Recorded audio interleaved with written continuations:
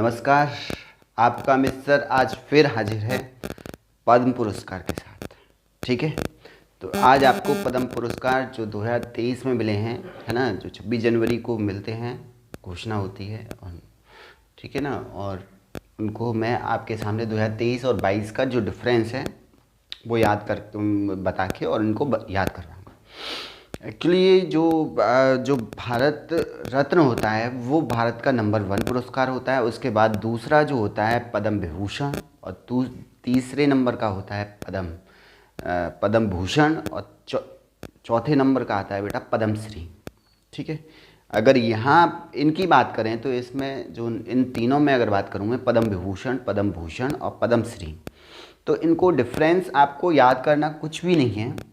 देखो, विभूषण कितने अक्षर आ रहे हैं, विभूषण, ठीक है ना बेटे, और भूषण है, और एक क्या है, श्री, जिसमें ज़्यादा, जिसका ज़्यादा वर्चस्व उसका मतलब उतना ही ज़्यादा रुतबा। इसमें 4 वर्ड है, तो ये क्या है, देश का सेकंड नंबर का पुरस्कार है, नागरिक पुरस्कार। इसमें 3 है, तो ये कौन सा है बेटा, ये जो है तीसरे नंबर का नागरिक पुरस्कार है, और श्री है तो ये चौथे नंबर का पुरस्कार है। ठीक है, क्योंकि इसमें कम हो गए। इस तरह से आप याद रख सकते हैं। तो नंबर 2 कौन सा होता है भारत का सर्वोच्च नागरिक पुरस्कार, वो होता है पद्म विभूषण। ठीक है, और जो है तीसरे नंबर का कौन सा है, पद्म भूषण, और चौथे नंबर का कौन सा है, पद्म श्री। तो आपको याद करना था, मुझे मेन एम यही है कि आपके एग्ज़ाम में आएगा एक क्वेश्चंस, तो आपको याद करवाना है बस, और कुछ नहीं है। तो ये भाई, ये जो है दूसरा सर्वोच्च नागरिक सम्मान है, जो कला, सामाजिक कार्य यानी सामाजिक क्षेत्र में जितने भी राजनीतिज्ञ होते हैं, चिकित्सा यानी जो अच्छी अच्छी दवाएं इन्वेंशन करते हैं, आध्यात्मिक यानी जो गुरु होते हैं, आध्यात्मिक धर्म के गुरु होते हैं, पर्यावरण संरक्षण हो, ठीक है, पर्यावरण को संरक्षित करने वाले जो कार्यकर्ता होते हैं, खेल में जो अच्छा करते हैं, शिक्षा में जो एजुकेशन में अच्छा करते हैं, है ना, और जो वाणिज्य या फिर इंजीनियरिंग के लिए करते हैं, तो इन सब में क्षेत्रों में क्या दिया जाता है, पद्म पुरस्कार दिया जाता है। तो सबसे पहले बात करते हैं पद्म विभूषण पुरस्कार की। पद्म विभूषण है टॉप मोस्ट में, मतलब टॉप में थोड़ा सा हल्का, यानी टॉप अगर आएगा तो भारत रत्न मिलेगा, और टॉप से हल्का आएगा तो फिर क्या मिलेगा, पद्म विभूषण मिलेगा। पर ये टॉप से हल्के का मतलब ये नहीं है, बट ये मतलब यही मान लीजिए टॉप है एक तरीके से, है ना। इन सब में टॉप होता है पद्म विभूषण तीनों में। तो नंबर 1 की बात करूं तो ये जाता है, जो पहला पुरस्कार था 2023 का, वो गया था बालकृष्ण दोषी, और ये मरणोपरांत गया था, जब मरे गए थे तब उनको दिया गया था। ये बहुत बड़े आर्किटेक्टर थे, ठीक है ना बेटे, आर्किटेक्टर थे या वास्तुकला कह सकते हैं। और ये कहाँ से, गुजरात से। इसको याद करने में देखो कितना ईजी है कि एक्चुअली जो एक तो मथुरा में है कृष्ण भगवान का मंदिर, और एक कहाँ पे, गुजरात में, है ना। गुजरात में द्वारकाधीश का मंदिर है, तो द्वारकाधीश में बालकृष्ण तो नहीं थे, पर कृष्ण जी तो गए थे ना। तो बालकृष्ण जब दोषी हो जाते हैं तो वो कहाँ चले जाते हैं, द्वारका चले जाते हैं, यानी गुजरात चले जाते हैं। वास्तुकला मतलब बहुत अच्छी उन्होंने द्वारका को बनाया था। द्वारका का इन्वेंशन किसने किया था, श्री कृष्ण ने किया था, है ना। तो इस तरीके से आप इसको क्या कर सकते हैं, वास्तुकला वही हो गया बेटा, आर्किटेक्चर, तो आप इस तरीके से याद रख सकते हैं, नंबर 1। इसके बाद दूसरा है जाकिर हुसैन, बहुत उस्ताद हैं ये तबला के, इसलिए आर्ट में, यानी इसको बोलते हैं हम आर्ट, यानी अपने कला के क्या है, विद्वान है ना। जाकिर हुसैन यार जब तबला बजाते हैं तो अलग ही हो जाते हैं, वास्तविकता है ना। तो जो जाकिर हुसैन है वो कहाँ के हैं, कहाँ से बिलोंग करते हैं, महाराष्ट्र से। ये 2nd नंबर है पुरस्कार। और बात करूँ 3rd नंबर की, जो तीसरा पुरस्कार दिया गया है वो दिया गया है SM कृष्णा। तो SM कृष्णा जो थे वो सामाजिक कार्य के लिए दिया गया है। सामाजिक मामले में यही होता है, जितने भी पॉलिटिकल होते हैं, राजनीतिज्ञ होते हैं, जो समाज की सेवा करते हैं, है ना, वो उनको दिया गया है। ये कर्नाटक से बिलोंग करते हैं, ये भारत के पूर्व विदेश मंत्री भी रहे हैं, ठीक है।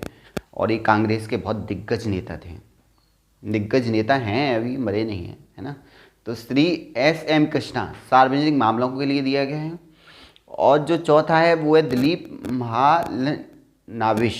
महालनोबिश की अगर बात करूं मैं, दिलीप महानवलोस की, तो ये पश्चिम बंगाल के हैं। और इन्होंने दवा जो इलेक्ट्रोल होती है ना, इलेक्ट्रोल, आपको जब दस्त वगैरह हो जाते हैं या आपको कमजोरी महसूस होती है तो इलेक्ट्रोल डाल के आप पी लेते हैं ना, तो ये जो दवा के लिए इन्होंने इन्वेंशन किया था, इनको फिर पेटेंट हो गया था, ये अमेरिका जाके इनका पेटेंट हो गया था इलेक्ट्रोल।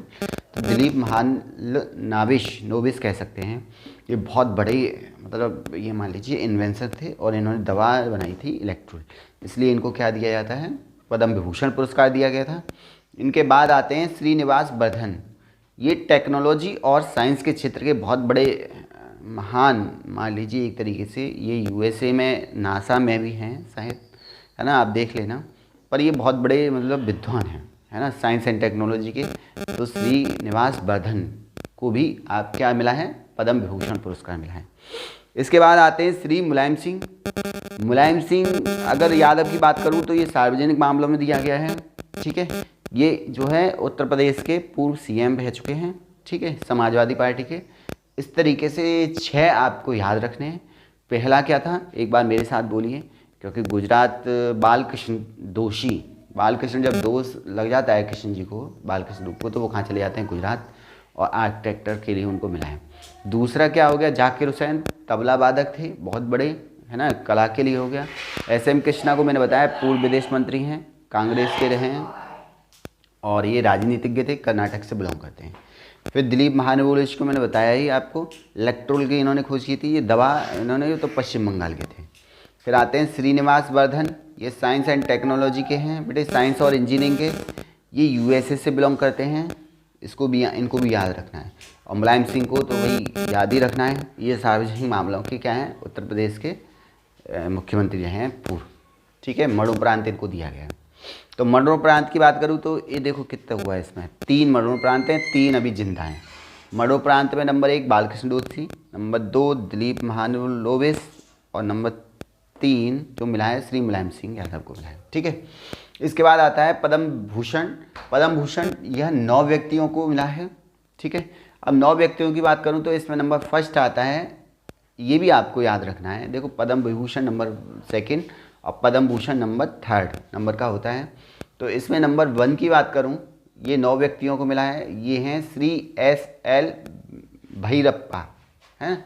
भैरप्पा को साहित्य व शिक्षा के लिए कर्नाटक से बिलोंग करते हैं, इनको मिला है भैरप्पा को, SL भैरप्पा, ठीक है। पहला क्या ध्यान रखना, भैरप्पा, ऐसे ही भाई भूषण भुआ पे तो भैरप्पा ऐसे करके याद रख लीजिए।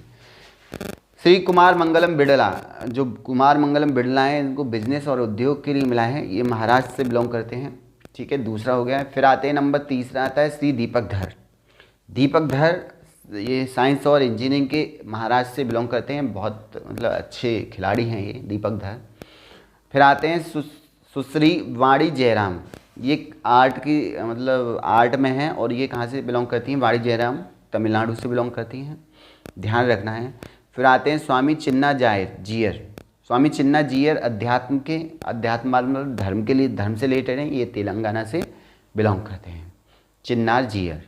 इसके बाद आते हैं सुश्री सुमन कल्याणपुर। सुश्री सुमन कल्याणपुर की बात करूं तो ये कला से बिलोंग करती हैं और ये कहाँ से आती हैं, महाराष्ट्र से आती हैं, ठीक है, आर्ट से बिलोंग करती हैं।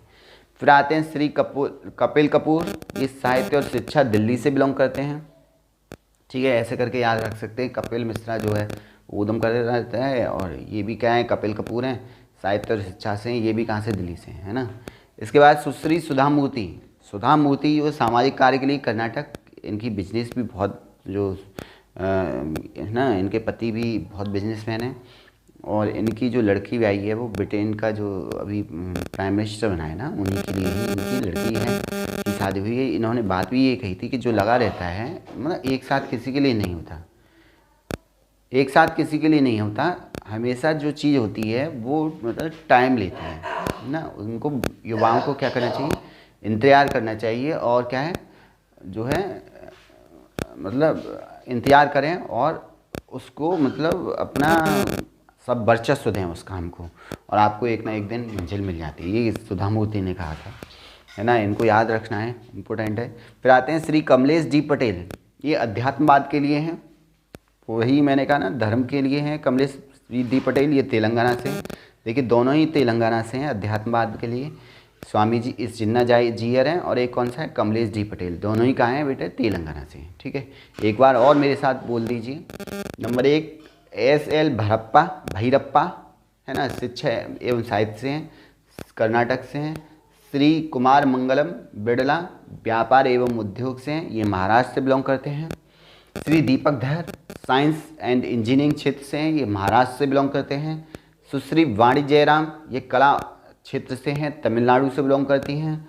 और स्वामी चिन्ना जीयर अध्यात्मवाद तेलंगाना से हैं, धर्म के लिए हैं। और श्री कमलेश डी पटेल भी क्या हैं, अध्यात्मवाद हैं, तेलंगाना से।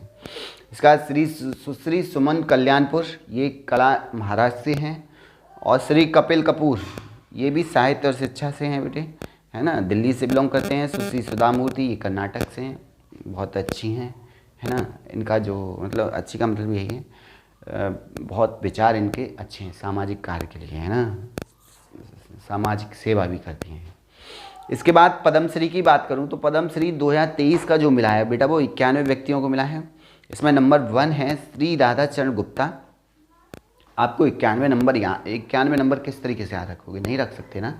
तो मैंने क्योंकि अभी मैं यूपी का पढ़ा रहा हूँ, तो यूपी के जो जिनको मिला है सुश्री मतलब पद्मश्री, वो मैं की लिस्ट बनाई है, उन्हीं को आप थोड़ा सा एक बार रिवाइज कर लीजिए मेरी तरह से, और कुछ नहीं, नाम एक बार दिमाग में डाल लेंगे तो थोड़ा सा बाद में काम आएगा। तो नंबर 1 पद्मश्री की बात करूँ तो श्री राधाचरण गुप्ता, इसमें साहित्य व शिक्षा के लिए इनको मिला है, राधाचरण गुप्ता जी को, ये उत्तर प्रदेश से बिलोंग करते हैं। दूसरे हैं इसमें श्री दिलशाद हुसैन ये कला के लिए मिला है, ये यूपी के ही पढ़ा रहा हूँ मैं, ये साहित्य शिक्षा के लिए, ये कला के लिए, है ना, दिलशाद हुसैन।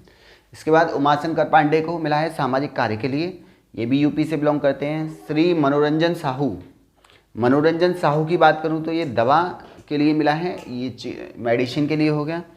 फिर आते हैं श्रीमती श्री ऋत्विक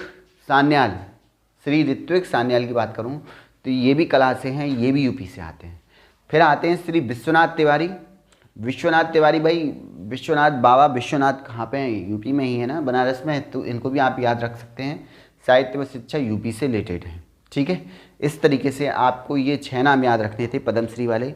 एक राधाचरण गुप्ता, दूसरा दिलशाद हुसैन, तीसरा उमाशंकर पांडे, चौथा है मनोरंजन साहू, और 5वां है ऋत्विक सान्याल, और 6वां है विश्वनाथ तिवारी। इस तरीके से आपको 6 नाम याद रखने थे। और 2023 का जो पद्म अवार्ड था वो आपका टॉपिक ख़त्म हो गया। इसी के बाद मैंने इसमें जो लिस्ट बनाई है बेटे, वो बनाई है मैंने पद्म अवार्ड या पद्म पुरस्कार 2022 की। आपको कन्फ्यूजन ना हो इसलिए मैंने दोनों को एक साथ बना लिया, और इसमें से कोई क्वेश्चन पूछ सकता है, 22 का भी पूछ सकता है, 23 का भी पूछ सकता है। यूपी PCS में SSC CGL हो, कोई भी एग्ज़ाम हो, रेलवे हो, NTPC हो, पुलिस हो, यहाँ तक कि कोई भी हो, सब में आपका पूछ सकते हैं। ठीक है, इसके बाद आता है पद्म विभूषण की अगर बात करूँ मैं 2022 में 4 लोगों को मिला था, और यहाँ पे कितने लोगों को मिला था बेटे, यहाँ पे मिला था आपका 6 लोगों को। ठीक है, और यहाँ पे जो मिला था 2022 में वो मिला है 4 लोगों को। 4 लोगों के नाम मैंने लिख रखे हैं, इनको याद रखना है। सुश्री प्रभा अत्रे बहुत ही बेटे मैंने कहा ना आर्टिस्ट है, ये मूर्ति वगैरह बनाती हैं ना, बहुत अच्छी मूर्ति बनाती हैं, और ये क्या है महाराष्ट्र के हैं, इसलिए इनको पद्म विभूषण मिला है। ठीक है, बहुत मतलब नंबर 2 पुरस्कार, जो नंबर रैंकिंग में 2 होता है, नागरिक पुरस्कार है ना। श्री राधेश्याम खेमका साहित्य व शिक्षा से रिलेटेड है ना बेटे, इनको भी याद रखना है। फिर कल्याण सिंह आ जाते हैं, कल्याण सिंह सार्वजनिक मामलों में हैं, ये राजनीतिज्ञ थे और यूपी के पूर्व CM भी रह चुके हैं, इन्हें मरणोपरांत मिला था। ठीक है, इसके बाद जनरल बिपिन रावत से, ये भी सिविल सेवा में है ना, ये CDS रहे थे, ये उत्तराखंड से बिलोंग करते थे, इन्हें भी मरणोपरांत ही मिला था। तो 2 को तो मरणोपरांत मिला था, एक तो कल्याण सिंह को है ना, और एक किसको बेटे, एक बिपिन रावत को मरणोपरांत मिला था। तो इस तरीके से आप याद रख सकते हैं, 4 नाम थे, कोई ज़्यादा नाम नहीं है, आपको एक बार मेरे साथ बोल सकते हैं। सुश्री प्रभात्रे पहला नाम, दूसरा नाम राधेश्याम खेमका, तीसरा नाम कल्याण सिंह, और चौथा नाम बिपिन रावत। इस तरीके से आपको 2022 के पद्म विभूषण आपको याद रखने थे। इसके बाद मैंने जो लिस्ट बनाई है वो पद्म भूषण वाली बनाई है। ये 17 लोगों को मिला था 2022 में। तो 17 लोगों को आप याद नहीं रख सकते ना, तो आप मेरी जो मैं बोल रहा हूँ आप उसको बस सुनिए, ठीक है। एक बार ना करके 2 बार सुन लेना, ठीक है। इसमें जो पहला नाम आता है वो गुलाम नबी आज़ाद का आता है। गुलाम नबी आज़ाद कांग्रेस के बहुत दिग्गज नेता थे, राज्यसभा में विपक्ष के नेता भी रहे थे, और ये जम्मू कश्मीर से बिलोंग करते हैं, खासकर कश्मीर से बिलोंग करते हैं, ठीक है। और इन्होंने अभी कांग्रेस की जो सदस्यता थी उससे इस्तीफा दे दिया था। तो मतलब ये है कि ये एक अच्छे नेता हैं, है ना। इतना नहीं है कि कट्टरवाद नहीं है इनमें, बहुत अच्छे नेता हैं, दिल के साफ हैं, इसलिए इनको क्या मिला है, पद्म भूषण मिला है। गुलाम नबी आज़ाद सार्वजनिक मामलों में जम्मू कश्मीर के लिए मिला है बेटे। दूसरा है श्री वशिष्ठ त्रिपाठी।